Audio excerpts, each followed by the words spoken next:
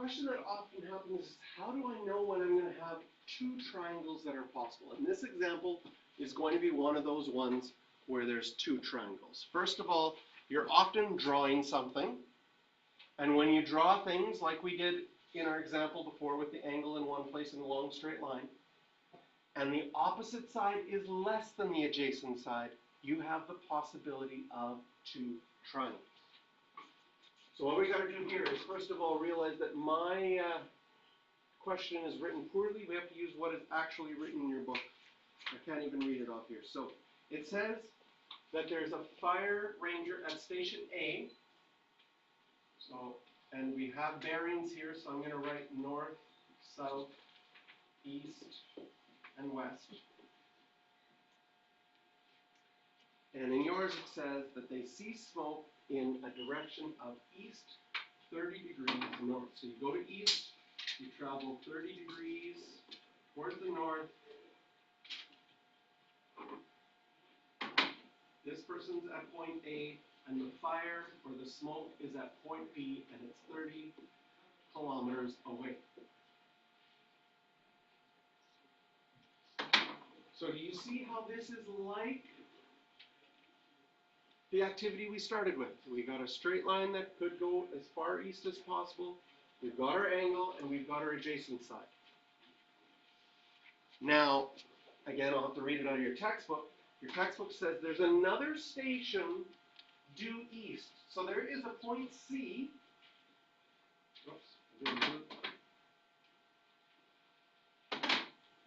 We don't know where this point C is. It's somewhere along here, due east. What we do know is the distance between this point C and B is 20 kilometers, because it sees the same fire and measures it's 20. Now, if I drew just straight down 20,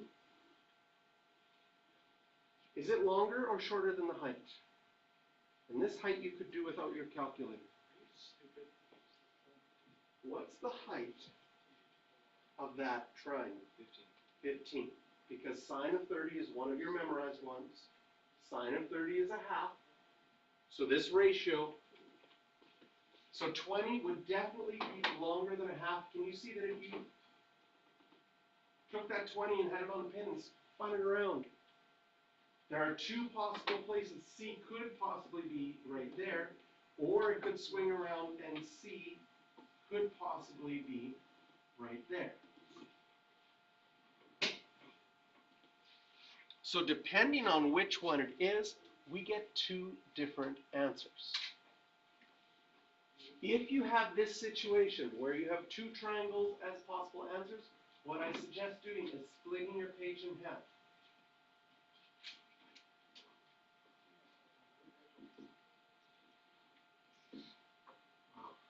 North, south,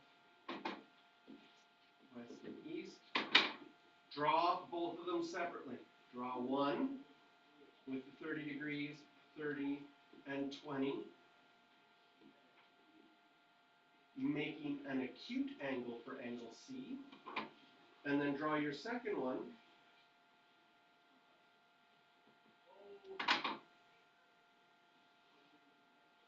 swinging back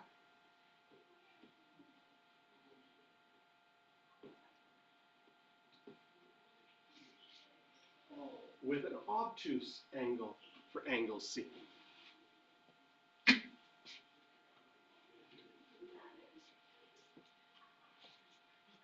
And what we want to find is how far apart A and C are, which is little side B. Can you see that there's two answers? One is far apart, and one is not too far apart. One will be closer, and one will be farther. So how do we go about doing this? Well, first of all, we look. Do we have a 90-degree angle? No. Just can't use SOHCAHTOA, can't use a squared plus b squared equals c squared. Do we have a side and its opposite angle? We do. So we can use the sine law. What could we solve for? Well, if I put those two together, I have the 30. Can you see that the only thing you can solve for first would be angle C? So I set up to solve for angle C. Sine of angle C is over 30 has to equal sine of 30 over 20. So I can get sine of c by itself.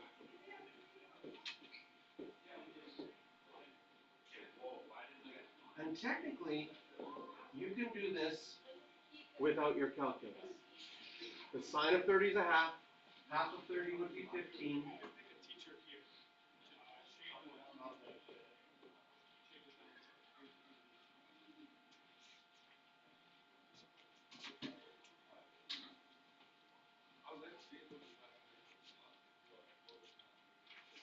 Okay. So now I need to find my reference angle.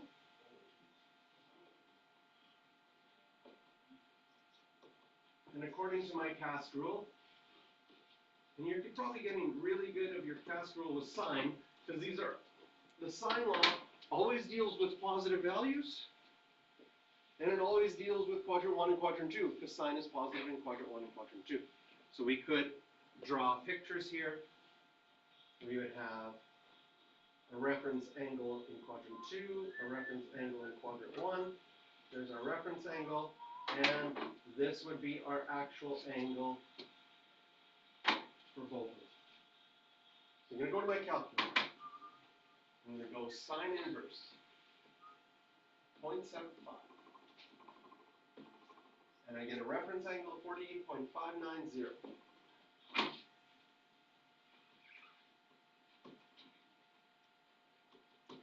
So angle C will also be 48.590, or in quadrant 2, you'd have to go 180 minus your reference angle. I'll steal that value. And you get 131.410.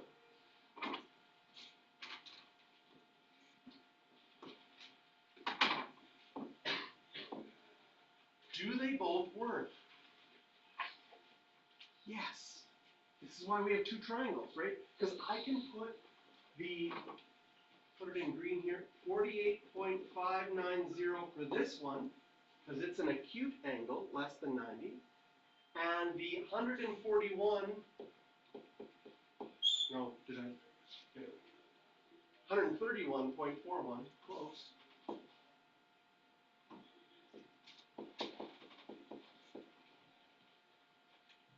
Do either of them add up to 100, more than 180? No. They both work. And does it make sense that if you have those two angles, you could find this third angle here by going 180 minus 30 minus, and I'm going to steal this answer from before, because it has to add up to 180 degrees, 101.410.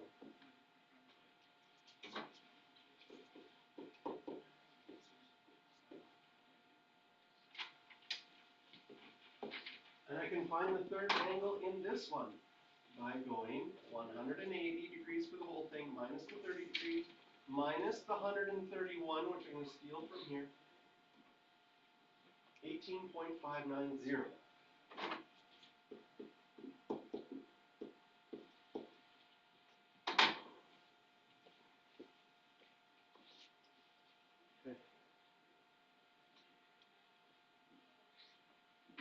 We still have to find B, right? That was the whole question. These are long. We've done all of this work so far, and we haven't even got an answer yet that we need. We were asked, how far are the two stations apart?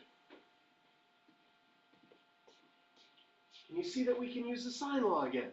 We still have things, but now to find B, do I know its opposite angle? Now I know its opposite angle. So I'm going to scroll down, and on this one, I'm going to say B over sine of 101.410, 101.410 degrees equals, and here I'm going to use the 20 and the sine 30. So I can get B by itself by multiplying both sides by sine of 101.410 over sine of 30 degrees.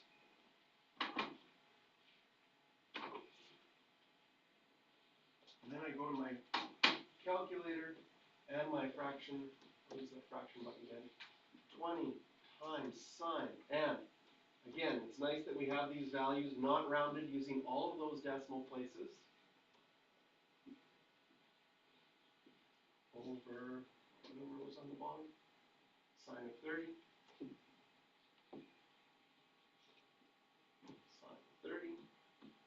Which, if you wanted to write 0.5, you could, because that's one you know. 39.209. Reread the question, and it says to the nearest tenth, and make sure that you include your units. Does that match up, hopefully, with the answer at the bottom? Yes. I would suck if it didn't, because then we made a mistake somewhere. 39.2 kilometers. That's the answer in triangle 1.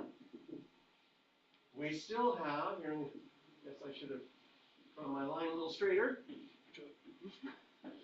Okay, we can also find it in triangle number 2, but in triangle number 2, we would have b over sine of, what was it, 18.59? 18.590. And again, we can use the 20 and the sine 30 degrees. Multiply both sides by the sine of 18.590 divided by sine of 30.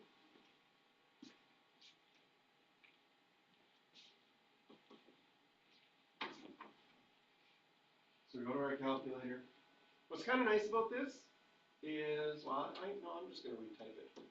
I'd have to delete too many things. So 20 sine, and do I have that 18.59? Yes, I can steal that number. Divided by sine of 30. 12.75, again, it asks to round to the nearest tenth, so this will be 12.8 kilometers.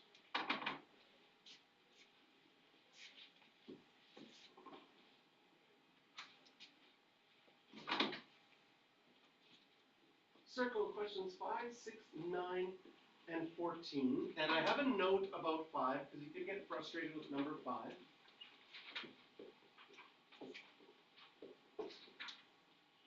Question 5 deals with the ambiguous case, where the given information should draw 2 triangles. However, the textbook is feeling like I drew it for you already, and the triangle in number 5 is obtuse. So when you're doing your cast rule, and you get 2 answers, you have to use, here's your reference angle for one, here's your reference angle for the other, here's your one angle, here's your other angle. They want you to only use the one in quadrant 2, because they drew a triangle, and you're supposed to just look at the triangle and know that it's the bigger than 90-degree angle one. Okay? Normally what would happen on a test or a quiz is they'd just give you the numbers, and you'd have to solve for both of them. But for question 5, they only want you to solve for one, and if you solve for the little one, you'll be like, why are all my answers wrong? Because they wanted you to only do the obtuse. So maybe you want to make a note of that